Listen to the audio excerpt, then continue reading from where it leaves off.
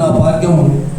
మేము కూడా ఈ క్షణమున మా బలహీనతలు నిజంగా ఒప్పుకుంటే క్షమించి నేడు నీ రాజ్యములో కూడా మమ్మల్ని చేర్చుకుంటామని నమ్మకం మాకు దయచేయమని యేసు నామములను పెట్టుకుంటున్నాము తండ్రి, ఆమేన్. దయచేసి మీలో ఎవరైనా స్పెషల్ పాట పాడే వాళ్ళు ఉంటే, నాకు ఇద్దరికి ఎవరు పేరు ఇవ్వలేదు, ఆసక్తి కలిగిన వాళ్ళు ఉంటే వచ్చి మీరు పాడవచ్చు. ఎవరైనా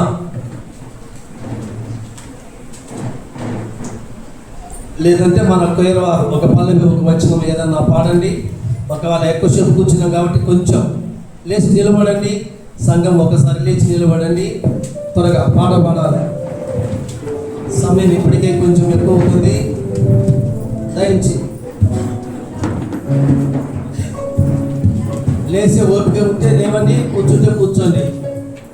కలువరిగిరిలో సిలువదారియై వేలాడితివా నా యేసయ్యా.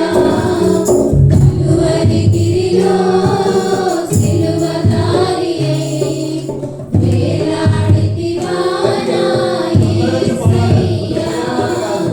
అన్యాయపు తీర్పు నుండి ఘోరమైన శిక్షను వేషాగ్ని జ్వాలలో దోషివై నిలిచావా.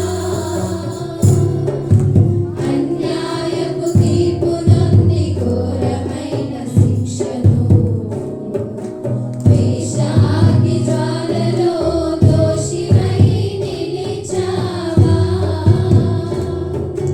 నా దోష క్రియలకై సిలువలో బలి అయితివా.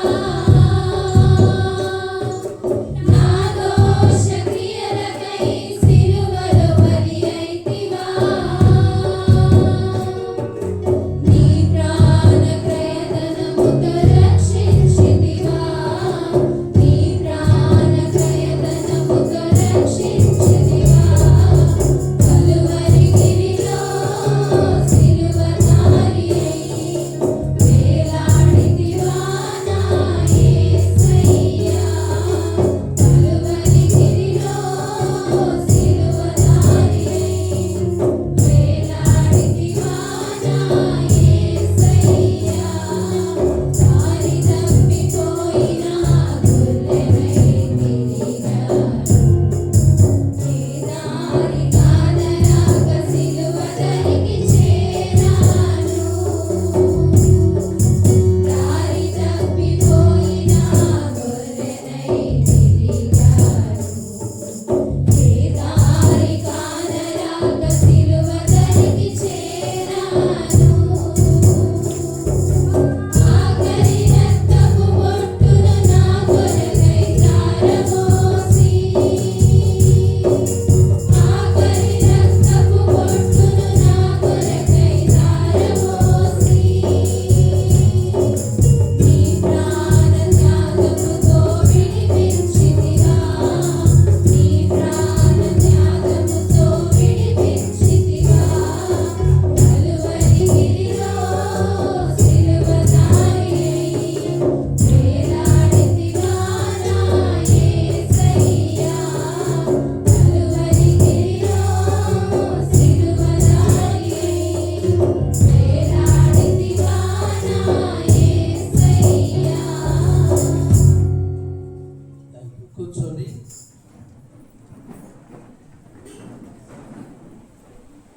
మూడవ మాట పైన అమ్మ ఇదిగో నీ కుమారుడు, ఇదిగో నీ కుమారుడు, ఇదిగో నీ తల్లి అనే మాట పైన మన సిబిసి మన తల్లి సంఘం నుంచి సహోదరి మధురి మన మధ్యకు వచ్చినారు.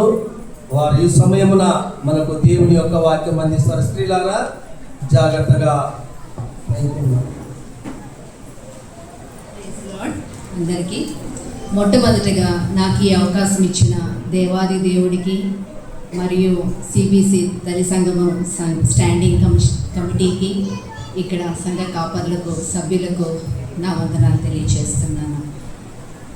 సిలువలో యేసుప్రభు వారు పలికిన ఈ మాటలు ధ్యానించడానికి నాకు ఇచ్చిన ఈ భాగ్యాన్ని బట్టి దేవునికి వందనాలు తెలియజేస్తున్నాను.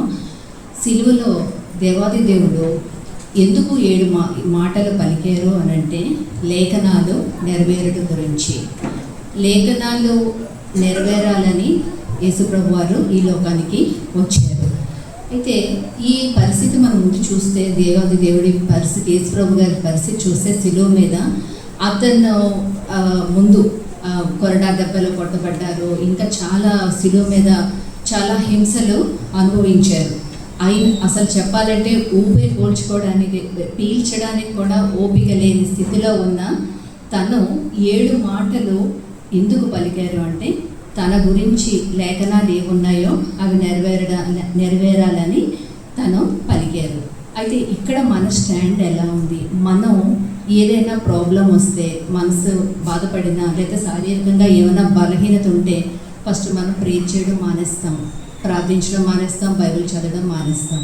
సో మనకి ఎలా అంటే ఇది ఇన్స్పిరేషన్గా తీసుకోవాలి. అంత శ్రమలో ఉన్నా కూడా తన లేఖనాలు నెరవేర్చడం గురించి 7 మాటలు పలికారు.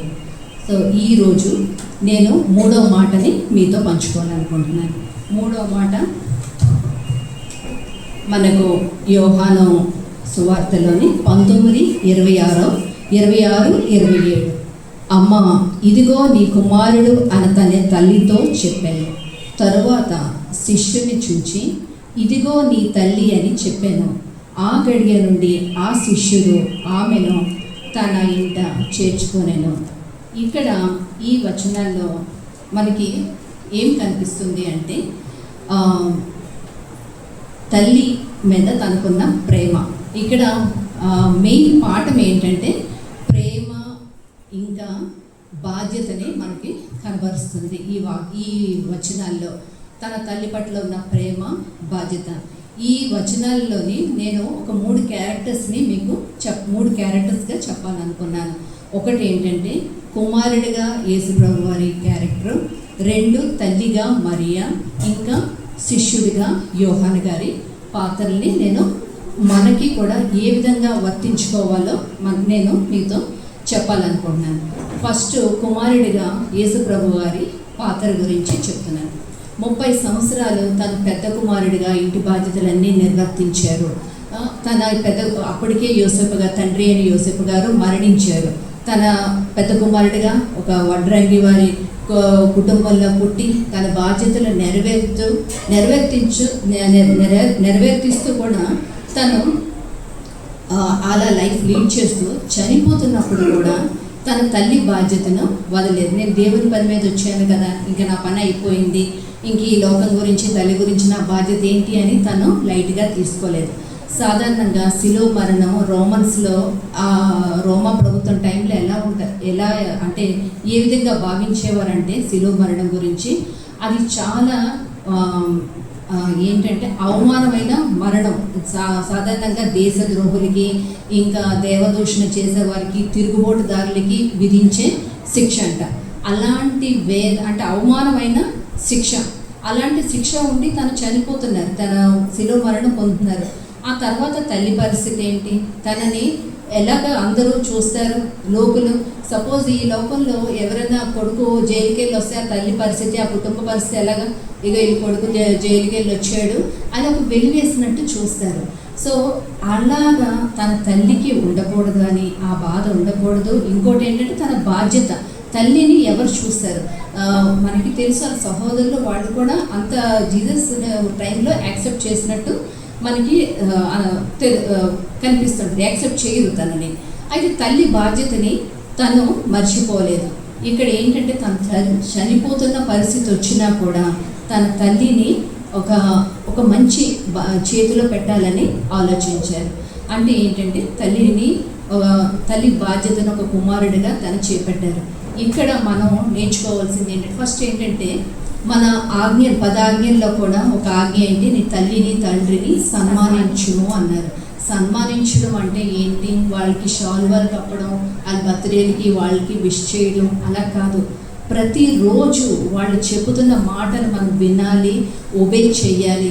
ఎందుకంటే మనం పెద్ద ఈ స్టేజ్కి వచ్చామంటే తల్లిదండ్రుల యొక్క శ్రమ, వాళ్ళ యొక్క మనీ, వాళ్ళ కష్టార్జితం వల్లే మనం ఈ స్టేజ్కి వచ్చామని మన పిల్లలు గుర్తించాలి. అది అలా ఉంటేనే మనకి బ్లెస్సింగ్. ప్రోవర్బ్స్లో ఒకటి, సామెతల్లో కూడా ఎన్నో వచనాలు మనకి పిల్లల గురించి ఉన్నది. తల్లిదండ్రులకి ఎలా ఒబే చేస్తే వాళ్ళు ఎలా బ్లెస్సింగ్ పొందుతారో అలా మనకి చాలా వాక్యాలు ఉన్నాయి. అంటే ఇక్కడ పిల్లలుగా మన స్టాండ్ ఎలా ఉంది? ఇప్పుడు దేవకుమారుడు తనకి తెలుసు దేవుని పని మీద వచ్చారని, కానీ ఇక్కడ కుటుంబ జీవితానికి కూడా తను అంత ఇంపార్టెన్స్ ఇచ్చి వెళ్ళిపోతున్నప్పుడు కూడా తన బాధ్యతను, తల్లి బాధ్యతను తన శిష్యుడికి అప్పచెప్పారు. ఇక్కడ మన స్టాండ్ ఎలా ఉంది తల్లిదండ్రుల పట్ల? మనం ఒకసారి చెక్ చేసుకుందాం. మనం పెద్ద అయిపోయాము, మన తల్లిదండ్రులు మనకు అవసరం లేకపోవచ్చు అని అనుకుంటాం. కానీ మనం వెనక్కి తిరిగి చూస్తే మన చిన్నప్పటి నుంచి మనం ఈ స్టేజ్కి రావడానికి తల్లిదండ్రులే కారణం. వాళ్ళ ప్రతి త్యాగము మనం ఎక్కడానికి ఒక మెట్టు. ప్రతి వాళ్ళ త్యాగం మీదే మన మెట్లు ఉన్నాయి, మన పురోగతికి మెట్లు ఉన్నాయని మనం గమనించాలి. ఇక్కడ తల్లిదండ్రుల గురించి కొన్ని వాక్యాలని మనం చూసుకుందాం. తల్లిదండ్రులకి ఎలాగా రెస్పెక్ట్ ఇవ్వాలని నేను చదువుతాను. ద్వితీయోపదేశకాండం 27:16. తన తండ్రినైనను తల్లినైనను నిర్లక్ష్యం చేయువాడు శాపగ్రస్తుడని చెప్పగా ప్రజలందరూ ఆమేన్ అనవాలంట. చూడండి, తల్లిదండ్రుల్ని నిర్లక్ష్యమే చేయకూడదంట. అంటే ఎందుకంటే ఈ భూమి మీదకి రావడానికి వాళ్ళు కారణం కాబట్టి, సో వాళ్ళని మనం రెస్పెక్ట్ చేయాలి. రెస్పెక్ట్ చేయాలంటే ఏంటి? వాళ్ళు ఏం చెప్తున్నారో అది గౌరవించాలి. వాళ్ళు మన మంచి గురించి చెప్తున్నారని అది మనం భావించాలి. ఇంకొకటి నిర్గమాకాండము 21:15. తన తండ్రినైనను తల్లినైనను కొట్టువాడు నిశ్చయముగా మరణ శిక్ష నొందును. కొన్ని మంది తల్లిదండ్రులు కూడా వాళ్ళ మీద కూడా చెయ్యెత్తే పరిస్థితిలో కొంతమంది పిల్లలు ఉన్నారు. ఎందుకంటే వాళ్ళ ఇన్ఫ్లుయెన్స్, ఇప్పుడు పిల్లలు చాలా ఇన్ఫ్లుయెన్స్డ్గా ఉన్నారు బ్యాడ్ వాటికి. సో మనం బ్యాడ్ వాటికి ఇన్ఫ్లుయెన్స్ అవ్వకూడదు అంటే ఏంటంటే దేవుని వాక్యాన్ని చదవాలి. ఇవన్నీ దేవుని వాక్యం చదివితే మనం ఎలా ఉండాలో మనకి తెలుస్తుంది. తల్లిదండ్రుల పట్ల మనం ఎలా ఉండాలో తెలుస్తుంది. ఇంకొకటి లేవీకాండము 19:32. తల నెరిసిన వాని ఎదుట లేచి ముసలివాని ముఖము ఘనపరచి నీ దేవునికి భయపడవలెను, నేను యెహోవాను. తల నెరసిన వాని ఎదుట లేచి ముసలివాని ముఖమును ఘనపరచి నీ దేవునికి భయపడవలెను, నేను యెహోవాను. తల నెరిసిన వాళ్ళు అంటే పెద్దవాళ్ళకి రెస్పెక్ట్ ఇవ్వాలి. లేచి నిలబడ అంటే ఏంటంటే వాళ్ళని చెప్పినవి మనం వినాలి. వాళ్ళ ఎక్స్పీరియన్స్ని మనం గెయిన్ చేసుకోవాలి. అంటే మన డెవలప్మెంట్కి గెయిన్ చేసుకోవాలి. ఇప్పుడు మనకి చదువు ఉండొచ్చు, కంప్యూటర్స్ వచ్చాయి, మనకి ఏఐ అవన్నీ వచ్చాయి, మనకి ఈ వరల్డ్లీగా నాలెడ్జ్ బాగా ఉంది. కానీ వాళ్ళ ఎక్స్పీరియన్స్ మీద మనం నథింగ్. ఒక స్టోరీ చెప్తాను, చిన్న స్టోరీ. ఒక టీచర్ ముగ్గురు పిల్లలకి ఐక్యూ ఎలా ఉందో చెక్ చేద్దామని ఒక స్టోరీ చెప్పాడంట. ఒక కడుపుతో ఉన్న కాకి వర్షాకాలంలో చీకటిగా ఉన్న కరెంటు కూడా పోయింది వర్షం వల్ల.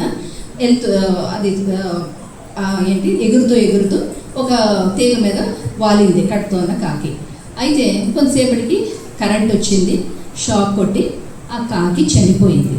అయితే ఈ ముగ్గురిని శిష్యుల్ని పిలిచి, అరే ఆ కాకి ఎందుకు చచ్చిపోయిందో మీరు చెప్పండి రా అంటే, ఫస్ట్ వాడు అంటాడు, ఆ కాకి ఎందుకు చనిపోయింది, ఎలా చనిపోయింది చెప్పండి అంటే, కరెంట్ షాక్ వచ్చి చనిపోయింది అంటే, ఫస్ట్ ఎవరు చచ్చిపోయారు అంటే, కాకి చచ్చిపోయిందా, కాకి కడుపులో ఉన్న పిల్ల చచ్చిపోయిందా అంటే, ఫస్ట్ వాడు అంటాడు, ఫస్ట్ కాకి చచ్చిపోయి ఉండొచ్చు, తల్లి కదా, ఫస్ట్ పైన ఉన్న దానికి ఎఫెక్ట్ ఇస్తుంది, తల్లి చచ్చిపోయి ఉండొచ్చు అంటాడు. సరే అండి. రెండోవాడు అంటాడు, లేదు ఫస్ట్ లోపల ఉన్న దానికి ఎఫెక్ట్ ఉండొచ్చు, నా థియరీ ప్రకారం లోపల ఉన్నదే అంటే కడుపులో ఉన్న బిడ్డే చచ్చిపోయి ఉండొచ్చు అంటాడు.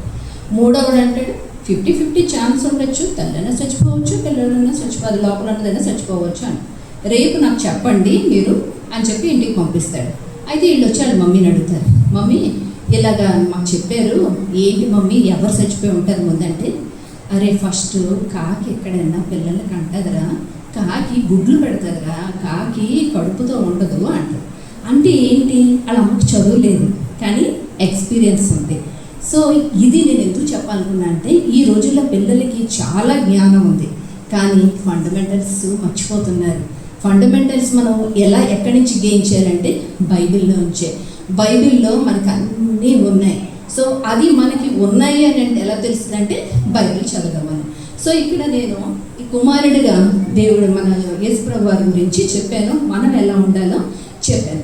ఇప్పుడు తల్లి గురించి నేను చెప్పాలనుకుంటున్నాను. మరియ గారు తనకి పరిశుద్ధాత్మ ద్వారా యేసుప్రభు గారు పుట్టినప్పుడే తెలుసు చనిపోవడానికి తను పుట్టారని. ఏ తల్లి అయినా బిడ్డల్ని దీవించినప్పుడు ఎలా అంటారు, నా ఆయుష్ కూడా నువ్వు వేసుకొని దీర్ఘాయుగా ఉండు నాన్న అంటారు. అలా మనం బ్లెస్ చేస్తాం తల్లులైన మనం. కానీ ఇక్కడ తన ఎదురుగుండానే కళ్ళు ఎదురుగుండానే బిడ్డ చనిపోతుంటే తల్లికి ఎంత వేదన. కానీ ఆ తల్లికి ఒక విజన్ ఉంది, ఆ కుమారుడు ఎందుకు వచ్చాడో ఒక విజన్ ఉంది. సో తల్లులైన మనం కూడా ఆ విజన్ని క్యారీ చేయాలి. మనం మన పిల్లల్ని ఈ భూలోకానికి ఎందుకు తెచ్చాము, ఎందుకు దేవుడు మనకి మన పిల్లల్ని ఇచ్చారు, ఆ విజన్తో ప్రతి తల్లి కూడాను దేవుల్లో బిడ్డల్ని పెంచాలని నేను తల్లి గురించి చెప్పాలనుకున్నాను. ఇంకా యోహాన్ గురించి, శిష్యుడైన యోహాన్ గారి గురించి చెప్పాలనుకుంటున్నాను. ఈ సిలువ దగ్గర ఉన్నప్పుడు యోహాన్ గారు ఎక్కడ ఉన్నారు? యోహాన్ గారు, మరియా, ఇంకొన్ని మంది ఆడవారే అక్కడ సిలువ దగ్గర ఉన్నారంట. ఎంతో మంది ఆ పరిచర్య చేస్తున్నప్పుడు, అద్భుతాలు చేస్తున్నప్పుడు, మంచిగా ఉన్నప్పుడు తన చుట్టూ ఎంతో మంది ఉన్నారు. కానీ ఎప్పుడైతే ప్రాబ్లం వచ్చిందో అప్పుడు తనతో ఆ శిష్యుడు ఒకలే ఉన్నారు. ఇంకోటి ఏంటంటే దేవుడికి అవైలబిలిటీ ఇంపార్టెంట్. మనకున్న ఎబిలిటీ కంటే అవైలబిలిటీ, అంటే దేవునికి మనం ఎంత దగ్గర ఉన్నామో అది. ఇప్పుడు అతను యోహాన్ గారుని తల్లి బాధ్యత అప్పగించారంటే యోహాన్ గారు అవైలబిలిటీ, ఇంకోటి తన మైండ్, తన మెంటాలిటీ, తల్లితో తనకున్న ఆ సహవాసం తనంతా అబ్జర్వ్ చేసి యేసుప్రభు గారు తల్లి యొక్క బాధ్యతను అప్పగించారు. అదేవిధంగా మనం కూడా ఇప్పుడు ఏంటంటే దేవునికి అవైలబుల్గా ఉండాలి. మనం ఎంత దేవునికి దగ్గరగా ఉంటే, ఇప్పుడు యోహాన్ గారు ప్రకటన రాసే భాగ్యాన్ని యోహాన్ గారికి ఇచ్చారు. జరగబోయేది యోహాన్ గారు ద్వారా మనకి తెలిసింది. అంటే దేవుడు ఎంత గొప్పగా వాడుకున్నారో. సో నేను ఇక్కడ చెప్పదలుచుకుంది ఏంటంటే అవైలబిలిటీ ఇంపార్టెంట్ దేవుడి విషయంలో. సో మనకున్న బిజీ షెడ్యూల్లో మనకు అన్నిటికీ టైం ఉంటుంది, కానీ దేవునితో గడపడానికి మనకి టైం ఉండదు. చిన్నప్పటి నుంచి మనం అన్నీ నేర్చుకుంటున్నాం కానీ మనం చేయలేకపోతున్నాం. సో మనం ఒకసారి పరీక్షించుకుందాం. ఈ వాక్యాల ద్వారా, ఈ మూడో మాట వల్ల నేను మీతో చెప్పదలుచుకుంది ఏంటంటే మనం దేవునికి ఎంత అవైలబుల్గా ఉన్నాము అని. ఇంకొకటి ఏంటంటే మన దేవుడు ఇచ్చిన పరిచర్యను మనం కొనసాగాలి. ఇప్పుడు మోషే గారి తర్వాత యెహోషువాకి ఇచ్చారు, యెహోషువా తర్వాత కాలేబు టేకప్ చేశారు. అలాగే మన జీసస్ తర్వాత తన తల్లి యొక్క బాధ్యతను యోహాన్కి ఇచ్చారు. అంటే ఒక బాధ్యతను మనం కంటిన్యూ చెయ్యాలి. అలా కంటిన్యూ చెయ్యాలి అంటే ఒక విజన్ ఉండాలి. మనం ఎందుకు వచ్చామో, ఎందుకు క్రిస్టియన్ ఫ్యామిలీలో పుట్టామో అన్న విజన్ మనందరికీ ఉండాలి. సో ఈ మూడో మాట వల్ల నేను మీ అందరితో పంచుకోవాలనుకుంటున్నాను. ఒక విజన్తోని మనం ఉండాలి. యేసుప్రభు గారు ఎందుకు ఈ లోకానికి వచ్చారు, మనం ఎందుకు ఈ క్రిస్టియన్స్గా చిన్నప్పటి నుంచి ఉన్నాం, సో మన స్టాండ్ ఏంటి అని చెప్పదలుచుకున్నాను. సో నాకు ఈ అవకాశం ఇచ్చిన దేవాది దేవుడికి, ఈ సంఘ కాపురులకి వందనాలు చెల్లిస్తూ ముగిస్తున్నాను.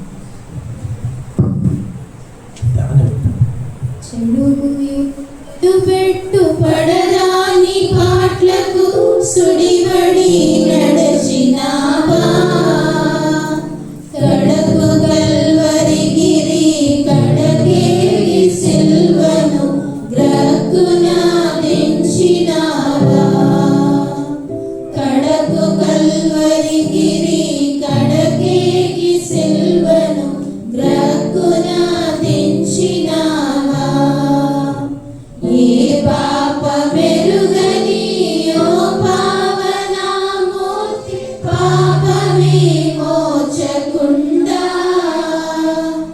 నా పాలి దైవమా నా పాపముల కొరకి పాట్లు నొందినావా, నా పాలి దైవమా నా పాపముల కొరకి పాట్లు నొందినావా.